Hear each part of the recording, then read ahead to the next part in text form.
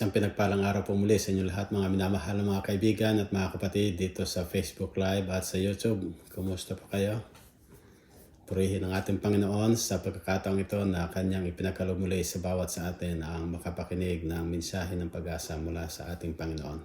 Welcome po kayong lahat dito sa ating programa, The Message of Hope.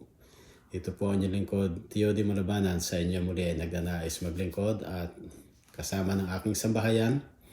Kami bumabati sa inyo ng isang pinagpalang araw at kami umaasa na sa tulong at biyaya ng ating mapagmahal na Diyos, kayong lahat ay nasa mabuting kalagayan o anuman yung ating kalagayan sa ngayon o sa panahon ng ganitong krisis ay tayo patuloy na nagtitiwala sa ating Panginoong Diyos na Kanyang ipagkakalob sa atin ang lahat ng pinakamabuti.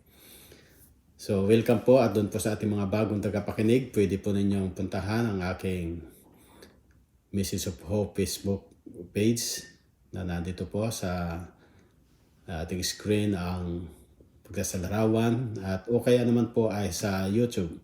Pwede rin po ninyong tingnan sa aking YouTube account. Type nyo lang po ang Message of Hope by T.O.D. Malabanan at makikita po ninyo doon yung mga iba't ibang mga topics na aking naibigay na mga nakalipas na panahon at pwede rin po kayong mag-subscribe o kaya po ay mag-share ng link sa inyong mga kaibigan upang hindi lamang po tayo nakinabang kundi ganun din po silang lahat na ating mapagbabagihan ng mga link na ito ay makikinabang sa pakikinig ng mensahe ng ating Panginoon.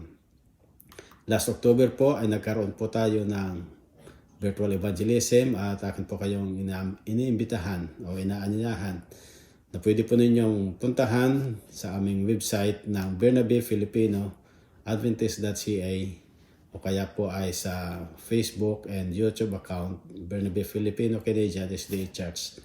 At nandun po mga nakapost po doon yung mga topics na naipagkaloob sa atin ni Pastor Abel Cordero. At kung kayo po ay mayroon po mga katanungan o mga prayer request, message nyo lang po ako upang kayo ay aking mapaglingkuran o kaya ay may bigay sa inyo mga tamang kasagutan ayon sa banal na salita ng ating Panginoon.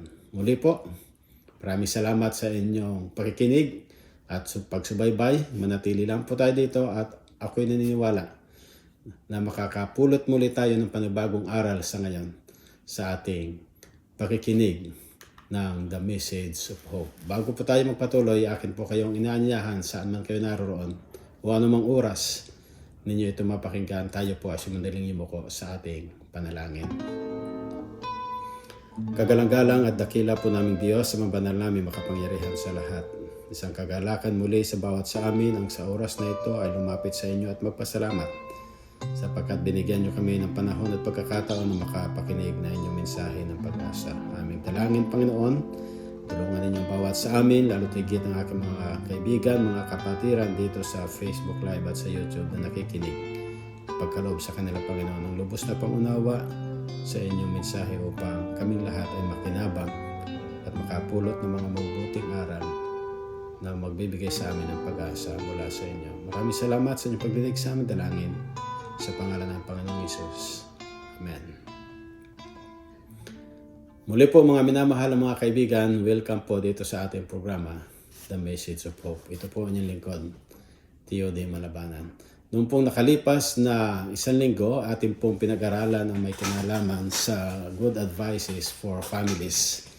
At aking pong binigay doon yung mga iba't ibang mga payo na makakatulong sa ating sambahayan, lalo't higit sa napapaloob. Dito sa mga payong ito may kinalaman sa relasyon ng mag-asawa na manatili silang maging tapat. May kinalaman sa mabuting relasyon bilang mag-asawa at yun din ating pinag-aralan. May kinalaman sa mabuting likas o karakter ng bawat isa. O ganun din sa relasyon ng mag-asawa. At aking binigay din po sa inyo bilang relasyon din naman ng pagiging magulang. na mahalaga yung malaman natin yung tayo ay mayroong mabuting relasyon sa ating mga anak o kaya naman yung mga anak ay mayroong mabuting relasyon sa kanilang mga magulang. At isang pamana na nais nating ipagkaloob sa kanila ay bigyan sila ng tamang edukasyon sapagkat ito maghuhubog sa kanila upang sila'y mamuhay sa tamang landas. At atin pong napag-aralan ang may kinalaman dito po sa mga mahalagang likas ng babae o ganun din naman masumpungan natin doon sa aklat ng Proverbs 31 verse 10. Who can find a virtuous wife? For her worth is far above rubies. And we are encouraged to develop the character of that wife. And it's not only for that wife but also for the husband and wife or to anyone. And it talks about these characters. Trustworthiness, kindness, industry, faithfulness, compassion, and reliability. So napakahalaga po nito, yung ating pagiging tapat, pagiging mabait, pagiging masipag, pagiging faithful o matapat din. Yung trustworthiness, yung mapagkakatiwalaan. Compassion, yung tayo mahabagin at reliability, yung tayo ay pwedeng sandigan. Pero lahat ng mga bagay nito, ng mga likas na ito, ay makikita natin kung ang susi, ang sabi dito, the key to develop such a character is to fear God. Napakaganda po na nandoon may pamuhay natin na tayo ay mayroong pagkatakot sa ating Panginoong Diyos. At nalaman po natin noon ang pagkatakot sa Diyos ay yung pagsunod sa Kanyang kautusan. At sa pagiging magulang po, napakahalaga na ang sabi po dito, whoever fears the Lord has a secure fortress, and for their children it will be a refuge. At sa pamagitan po nito ay aking naibigay sa inyo ang mga mahalagang bagay na ito na namasumpungan natin doon sa aklat ng Proverbs na ang tanong ay what does Proverbs teach about how parents should behave? First, family should come before work. In chapter 15 verse 27, be patient and control your feelings. Chapter 12 verse 16, discipline your children without any abuse of authority. Chapter 16 verse 6, be faithful and respect your spouse. Chapter 5 verse 18, and follow Jesus and be governed by God's word and love. And chapter 30 verse 5. At sa mga bagay po na ito, makikita natin na napakahalaga na wise spouses and parents seek God's help to make the right decisions. Napakahalagang tayo po bilang mga magulang o mga anak sa ating mga magulang ay ating unahin muna na hanapin ang ating Panginoong Diyos at ganyan din yung kanyang tulong na ibibigay sa bawat sa atin upang tayo magkaroon ng mga tamang desisyon o tamang pagpili sa ating buhay. Ngayon naman po ay aking ibibigay sa inyo ang napakahalaga rin na isang pag-aaral na kung saan ay aking iniisip na ito'y pumapaloob din sa isang sambahayan, sa isang pamilya o sa bawat isa na miyembro ng pamilya. At ito po ay aking naibigay noong last Sabbath sa aking iglesia dito sa Bernabe Philcan Church at saka sa North Shore Church Plant. At aking iniisip na since ng karamihan ay hindi nakapakinig doon, ay aking maibigay din sa inyo ang mga pabalitang ito na aking pinamagatang health is wealth. Ang kalusugan daw po ay kayamanan. Tunay nga po mga minamahal ng mga kaibigan na napakahalaga ng ating kalusugan. At kung tayo ay manatiling malusog, ito po ay isang kayamanan na sa bawat sa atin. Sapagkat sa ngayon, ang sabi nga po ng ating naririnig ay bawal ang magkasakit. Sapagkat tunay na napakahirap na mayroong sakit, mayroong karamdaman. Magpunta sa ospital, lalo't higit dyan sa atin sa Pilipinas, ay tunay na dapat mag-budget ka na ng malaki kung pupunta sa hospital. Pero kami po dito sa Canada ay pinagpala na sa bawat punta namin sa hospital, anuman yung aming kalagayan, ay libre ang lahat. Kaya napakagandang pagkakataon yung ganoon na kahit simple o kaya malaking karamdaman o sakit, operation, walang babayarang anuman. Subalit, ganun pa man, hindi naman natin inaasahan na ang sakit ay dumarating. Kaya nga po, napakahalaga na ating ingatin yung ating kalusugan sapagkat kung tayo malusog, ito po ay isang kayamanan sa atin na kung saan, kung ating papasinin po dito sa pagsasalarawan natin, health is wealth, and according to Hippocrates, isa po sa mga pilosopo na kung saan, philosopher na nagsulat siya ng bagay na ito, health is the greatest of human blessings. Nabanggit niya na ang kalusugan daw po ang siyang pinakadakila o pinakamahalagang pagpapala sa ating mga tao. Kaya nga po dapat na ating pahalagahan sapagkat ang sabi po dito, health is like money. We never have a true idea of its value until we lose it. Ang kalusugan daw po ay isang katulad ng isang salapi na malalaman lamang natin ang halaga nito kung ito ay mawala sa atin. Kaya napakahalaga. Halimbawa po, nagpunta tayo sa hospital. Mayroon tayong kinakailangang operahan, gagastos ng 100,000 o 200,000. So nalalaman lang natin yung halaga na yon kung tayo mayroong sakit. Subalit ganun pa, bago pa natin humantong sa ganoong sakit, mahalaga na magkaroon tayo ng prevention. Kasi ang sabi nga po ay, prevention is better than cure. Yung pag-iingat ay mas mabuti sa pagpapagaling. Kaya ito po isang kayamanan sa bawat isa sa atin kung tayo ay walang sakit. At sabi pa po dito sa isang quotation, you cannot enjoy wealth if you are not in good health. Hindi raw po natin may enjoy ang ating kayamanan kung tayo naman ay wala sa mabuting kalusugan. Kaya nga po maraming mga tao dito ang nagsasabing, when health is absent, according to Hippocrates, nabanggit niya ang salitang ganito, when health is absent, wisdom cannot reveal itself. Kapag daw po ang kalusugan ay mawala, ang kaalaman ay hindi mahayag ang sarili. Ang sining ay hindi maipapakita ang kagandahan nito. Ang lakas ay hindi makakalaban. Ang kayamanan ay walang kabuluhan at ang karunungan o kaalaman ay hindi maisasagawa sapagkat wala yung kalusugan. Kahit na anumang tinapos o dalubhasa o doktor, kahit medical doctor, nagkakasakit din po sila. Hindi po sila exempted dito sa karamdaman. Kahit ano pa ang mga tinapos natin, kung hindi tayo malusog, walang pakinabang. Kaya ngayon pa, pahalagahan natin ito sapagkat kung ating papasinin sa isang quotation na ito, na maraming mga tao, ang sabi dito ay ginugugol ang kanilang panahon para magkaroon ng mabuting kalusugan. And then, pagkalipas ng mga panahon, kanilang gagastusin ang kanilang kayamanan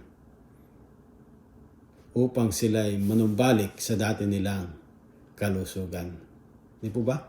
So many spend their health gaining wealth and then have to spend their wealth to regain their health. Kaya nga po napakahalaga ng bagay na ito na aking iniisip na sa usaping pangsambahayan, sa pampamilya ay pahalagahan natin ito. Ang bagay nito. Sapagkat ang sabi ni Apostol San Juan sa kanyang sulat sa 3 John verse 2, minamahal, aking idinadalangin na sa lahat ng mga bagay ay guminhawa ka at bumuti ang iyong kaalaman o ang iyong katawan na gaya ng pagginhawa ng iyong kaluluwa. Kaya nga po napakahalaga na samantalang gumiginhawa ang ating pangkaluluwang espiritual na kalagayan, ay ganun din po yung ating physical. At idinadalangin niya sa ating Panginoon o habang siya ay dumadalangin, ay gawin din po naman natin yung ating bahagi upang dinggin ng ating Panginoong Diyos ang ating mga panalangin. Higit sa lahat, yung pag-iingat natin sa ating sarili. Sapagkat ang sabi po dito sa aklat ng The Ministry of Healing na binigay ito sa atin ni Ellen G. White sa page 146. In teaching health principles, sa pagtuturo daw po ng mga prinsipyong pangkalusugan, na maingatan sa kanilang kaisipan ay malaking bagay sa pagbabago na ang tanging layunin ay maisigurado ang paglago sa mataas na antas ng pangangatawan at isipan at pangkaluluwa. So papansinin po natin dito mga minamahal na mga kapatid, mga kaibigan. Katulad nga po ng naibigay ko sa inyo noon na yung prinsipyo ng pangkalusugan, yung New Start, ay ating pahalagahan ng mga bagay na ito. Sapagkat idinidiin pa rin po ng lingkod ng Diyos si Ellen White doon sa A Call to Medical Evangelism, page 31. Wherever the truth is carried, saan mang lugar dalahin ang katotohanan, kailangan na ang mga tao ay maturuan kung paano maghanda ng malusog na pagkain at ninanais ng Diyos na sa bawat lugar ang mga tao ay dapat maturuan ng mga mahusay na tagapagturo o sanay na tagapagturo na gamiting may katalinuhan ang mga produkto ng kanilang pinalago o nakahandang nakuha sa lugar kung saan sila naroroon. Kung ating papasinin dito mga minamahal na mga kaibigan, tinuturo dito ng lingkod ng Diyos sa bawat sa atin ang may kinalaman sa kung anumang mga masusumpungan natin o pwede doon sa farming. Napakahalaga po na magtanim tayo upang kung magkaganon, anuman yung ating anihin, wala tayong masasabing ito ay nalagyan ng mga insecticide o kung anuman mga pesticides, kundi na doon ito ay isang organic na tayo mismo ang nagpalago. Kaya napakaganda na yung mga produkto raw po nito ay mga prinsipyong makapagbibigay sa atin ng kalusugan. At idinidiin pa rin po dito ng lingkod ng Diyos sa pagpapatuloy sa sa page 32. Gospel workers should be able also to give instructions in the principles of healthful living. Yun daw pong mga manggagawa ng ebanghelyo ay kinakailangang magturo din ng mga turo ng prinsipyo sa malusog na pamumuhay. Kaya nga po ako, bilang nandito nagtuturo sa inyo, ay ibinibigay ko sa inyo ang mga pasabing ito na napakahalaga sa bawat sa atin. Sapagkat ang sabi dito, mayroong sakit saan mang dako. There is sickness everywhere. Lalo't higit sa ngayon, sa panahon sa ngayon ng ang pinangangambahan ng ating gobyerno ay ang Omicron. Saan mang mga dako ay mayroon ng variant ng virus na ito na Omicron. At dyan po sa Pilipinas, mayroon ako nabalitaan na mayroon na rin po diyang 2 cases ng Omicron. Dito rin po sa Canada, mayroon na rin. O sa iba't ibang mga bansa na naghihigpit na sila upang kanilang o hindi makapasok o hindi makapaghawa ang Omicron virus na ito. Ganun pa man, ang sabi ng lingkod ng Diyos dito, na sickness is everywhere. Subalit, ang sabi dito, at halos lahat ay may iwasan sa pamagitan ng pagbibigay atensyon sa batas pangkalusugan. Kailangang makita ng mga tao na dala nila ang mga prinsipyong pangkalusugan sa kanilang pagkatao, sa buhay na ito at sa buhay pang darating. So kung ating papansinin mga minamahal na mga kaibigan, mga kapatid, kung ano man yung ating ginagawa sa ngayon, ito yung ating buhay, ito yung ating pamumuhay sa ngayon. Sikapin natin na sa tulong ng ating Panginoong Diyos ay manatili tayo na malusog at masigla. At dito idinidiin sa atin yung mga prinsipyo ng pangkalusugan na ating pinag-aralan noon. Nakatulad ng sinabi niya doon sa Ministry of Healing, page 127. Pure air, sunlight, abstemiousness, rest, exercise, proper diet, the use of water, trust in the divine power. These are the true remedies. Maliwanag po dito na ating inilagay po ito doon sa abbreviation ng New Start. Yung New Start, N is nutritious or proper diet, exercise, water, sunlight, temperance is abstemiousness, air, rest, and also trust in God. Ito raw po ang mga mabisang kung dumating man sa atin ang karamdaman ay ito ang mabisang panlunas. Subalit, katulad nga po ng nabanggit ko sa inyo kanina ay napakahalaga na magkaroon muna tayo ng prevention, pag-iingat. Kasi mas mahalaga yon kaysa tayo ay nagpapagaling. At ganun din po, napakahalaga na yung ating lifestyle ay mabago natin. Yung ating kagustuhan. Marami tayong mga gusto. Subalit kinakailangan na mabago. Sabi dito, the greatest need is for a new lifestyle. Na maaring ito'y ipayo sa atin ng doktor. Kapag tayo nagkaroon ng sakit, kung ano ang banggitin ng doktor, huwag kang kakain ng mga matatabang mga pagkain. Doon sa mga kumakain ng baboy, laging sinasabi ng mga doktor, huwag kang kakain ng baboy.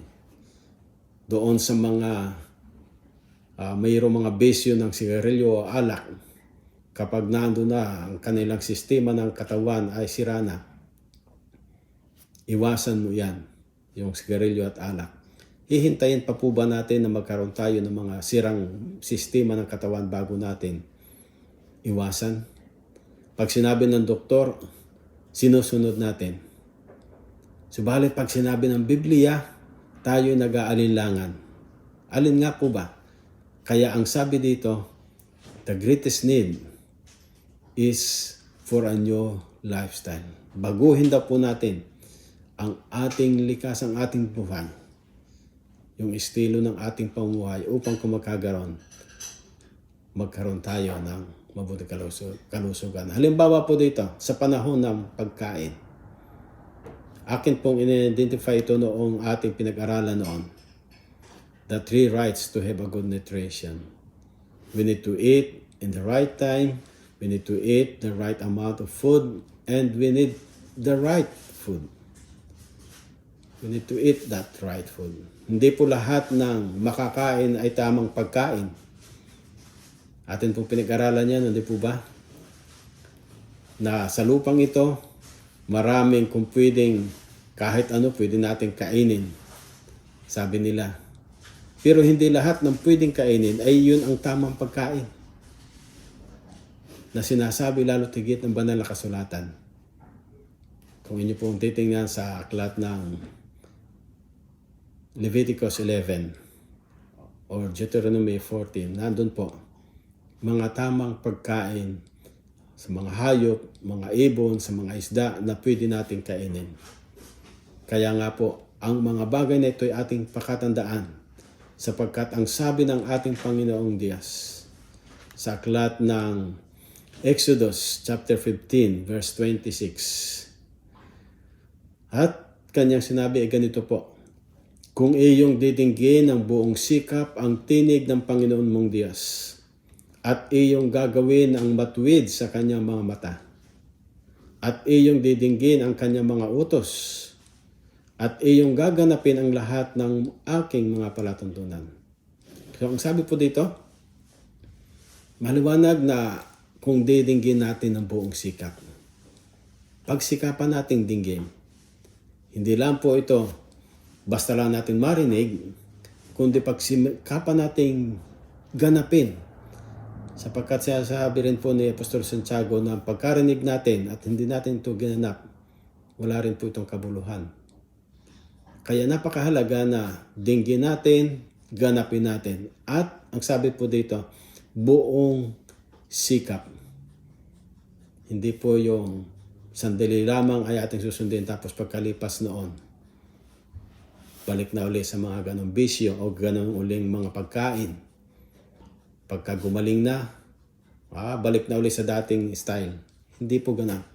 Kundi buong sikap, sa pagpapatuloy, ang sabi po doon ay gawin nating matuwid ang mga bagay na ito ayon sa utos ng ating Panginoong Diyos. At ano po ang kanyang pangako kung ating gaganapin ang mga bagay na ito?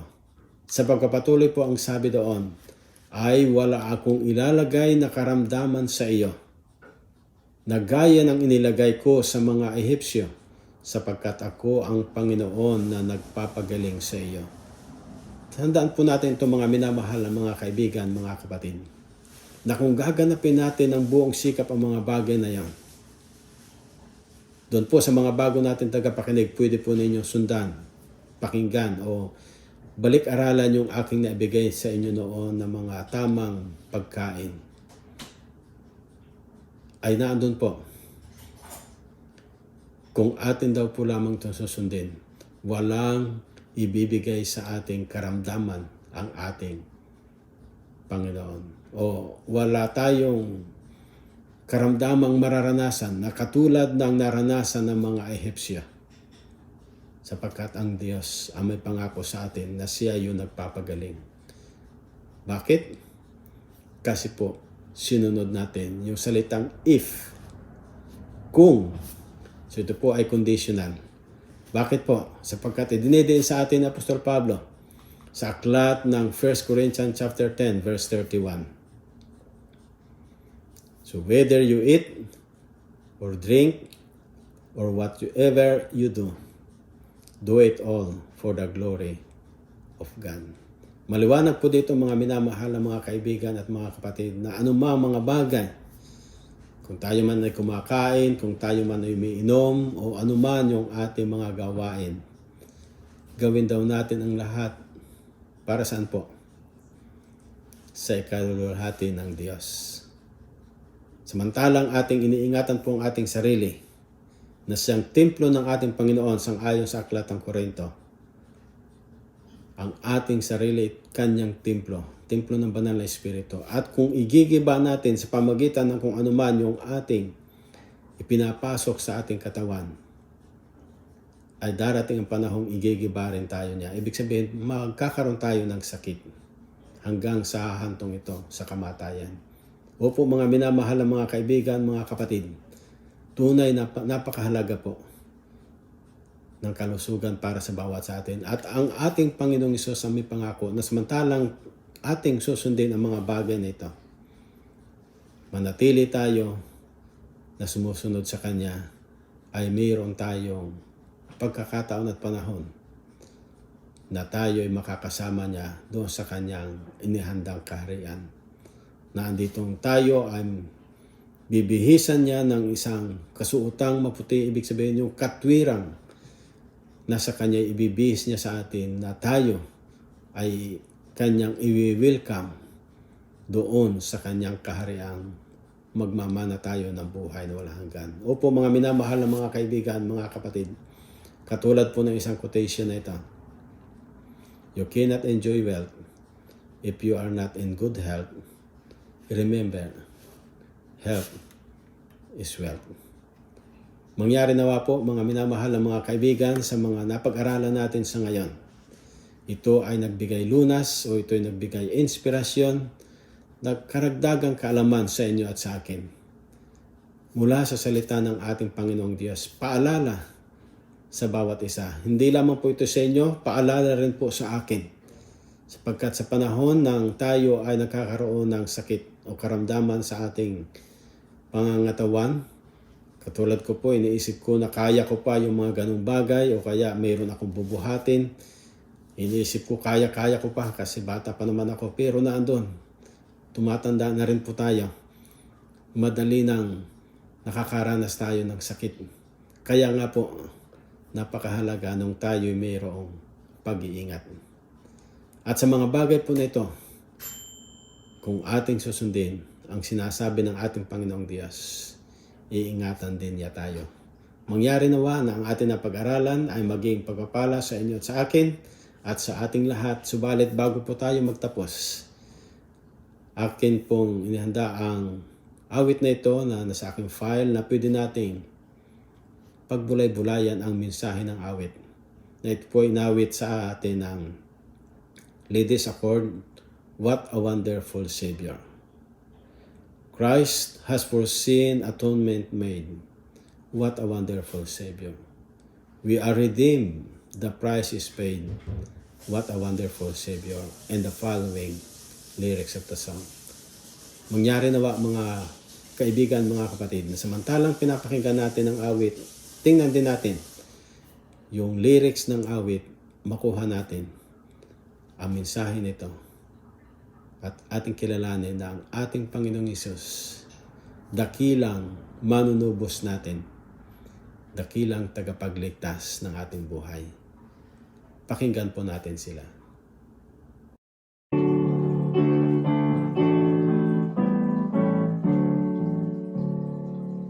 Christ has for sin atonement made. What a wonderful Savior. We are redeemed, the price is paid. What a wonderful Savior. What a wonderful Savior is Jesus, my Jesus. What a wonderful Savior is Jesus, my Lord.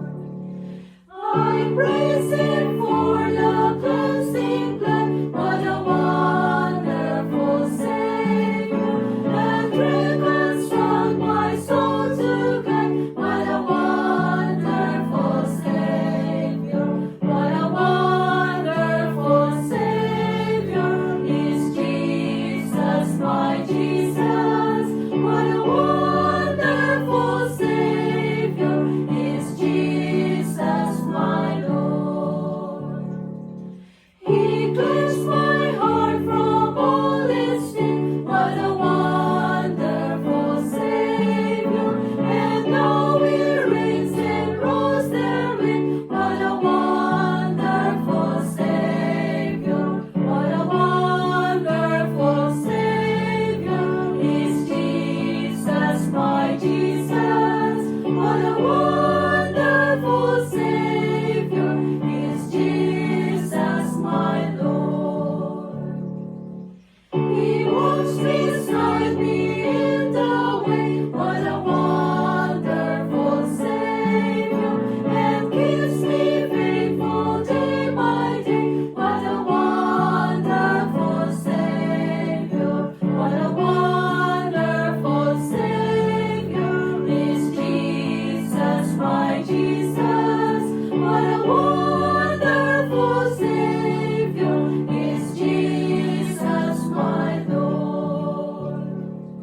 He gives me overcoming power. What a wonderful Savior, and triumph in destroying all. What a wonderful Savior. What a wonderful Savior is Jesus, my Jesus. What a wonderful Savior is Jesus, my Lord.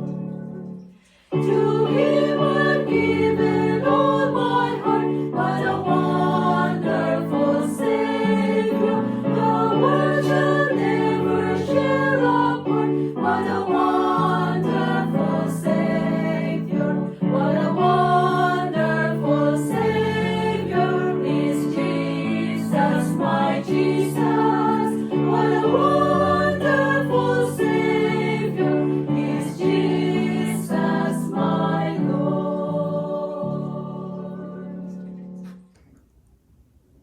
Maraming salamat sa inyo mga minamahal na mga kapatid sa pagkakalugpo ninyo ng tanging awit at ganito sa bawat isa mga nagsipakinig sa ngayon. Ako'y maasa na sa tulong at biyaya ng ating mahal na Diyos, tayong lahat ay nakinabang. Subalit bago po tayo magtapos sa ating pag-aaral, akin po kayong inihilingan na tayo pong lahat ay manalangin. Kagalang-galang at dakila po naming Diyos, ang banal namin makapangyarihan sa lahat. Muli kami, Panginoon, ay lubos na nagpapasalamat sa inyong kabutihan sa bawat sa amin. Maraming salamat sa inyong mensahe na aming narinig. Sa mensahe ng pag-asang magdudulot sa amin ng inspirasyon upang kami mabuhay na mayroong mabuting kalusugan at patuloy na ang aming pangatawan ay makapagbigay luwalhati sa inyo. O mahal na Diyos, aking dalangin, aking mga kaibigan dito sa Facebook Live at sa YouTube, naway kayo ang siyang patuloy na gumabay sa kanila, mamuhay ng bawat sa amin, sa mamuhay sa pagtatapat at patuloy na paglilingkod sa inyo. Aking dalangin, mahal na Diyos, na kung anuman ang kalagayan ng bawat isa, kayo ang siyang magbigay sa kanila ng mabuting pamaraan, lalo tigit ang kanilang mga kahilingan sa mga nagnanais na sila'y gumaling sa kanilang karamdaman, kahilingan ni Ate Grace, ni Kuya Fred sa kanilang kapatid, kay Brother Israel at kay Sister Sunny Castro, na kayo, Panginoon, ang siya magpagaling sa kanilang naging karamdaman. Kaya din kay Raymond de la Pina at sa bawat isa na nais o mayroong kahilingan na kanilang sa kalusugan nila, patuloy niyong tinggin. Kaya din kay Sister Bing Pinas, doon sa aming mga kaibigan na nakalista sa aming Prayer Warriors Group, sa Garden of Prayer, nawa, Panginoon, kayo ang siyang tumulong sa kanila upang sila'y manumbalik sa dati nilang lakas at sigla. Ganyan din, Panginoon, aming dalangin ang aming mga kaibigan na sila sa ngayon ay nasa panahon ng kalungkutan sa pagpanaw ng kanilang isa sa mahal sa buhay. Sambahayan ni Kuya Nick Bigafria sa EUP, and then sambahayan ng pamangkin ni Sister Cha, ang sambahayan ni Jean Paul de la Pina. Mahal na Diyos, sa iba pang mga nakakaranas na ang kanilang mahal sa buhay ay pansamantalang mawawalay sa kanila, naway inyo ipakalob sa kanila ang pag-aliw, comfort ng Banal na Espiritu, at matibay na pagtitiwala at panampalatayang sa inyong malapit ng pagdating ay makakasama nila muli ang kanilang mahal sa buhay. Aming dalangin din, mahal na Diyos, ang sa panahon sa ngayon ng ang iba't ibang mga variant ng COVID virus ay nasa iba't ibang mga lugar. Naway sama-sama niyo kami, Panginoong, ingatan at hindi mahawaan ng virus na ito, manatili sa amin ang kalusugan. Higit sa lahat, Panginoon, ang pananampalataya na inyong pinagkatiwala sa amin. Manatili kaming tapat sa inyo. Na anuman ang mangyari sa aming buhay, ay kayo ang nakakalam ng pinakamabuti upang kami magkaroon ng kaligtasan. O mahal na Diyos, aking dalangin na may patuloy ninyong biyayaan ang aking mga kaibigan at mga kapatiran dito sa Facebook Live at sa YouTube. At manatili na ang inyong presensya ang kasama ng bawat isa. Maraming salamat, O Diyos, sa inyong pagdinig sa aming dalangin, at naway ang inyong pangunguna at pangasiwa ang patuloy namin maranasan at ang inyong bendisyon sa oras na ito. Ito po aming hilit na pasalamatan sa pangalan ng aming Panginoong Hesus. Amen. Muli po, mga minamahal na mga kaibigan at mga kapatid, maraming salamat po sa inyong pagsubaybay sa ating programa ngayon. At naway ang patuloy na biyaya ng ating Panginoong Diyos ang managana sa bawat isa sa atin. Sa aking mga kamiyembro dito sa aking iglesia sa Bernabe Philcan and North Shore Church Plant, happy midweek po sa inyo lahat. At ganoon din po ngayong Sabado, magkakaroon po kami ng virtual fellowship, ang FAA-BBC. Akin po kayong inaanyahan na mag-tune in sa aming whole day program virtually. At ang ating pong speaker ay from Hope Channel, Elder Derek Morris. at yung mga resource person sa hapon ay mangyari nawa na ito po ay maging pagpapala sa inyong lahat, sa ating lahat, sa Facebook po at sa YouTube ng FAA BBC ngayong Sabado. Maraming salamat po. May God bless you all, and thank you very much for watching and also for sharing this truth to your friends. Share the link to all. Again, happy midweek to everyone, and see you again next week at the same time.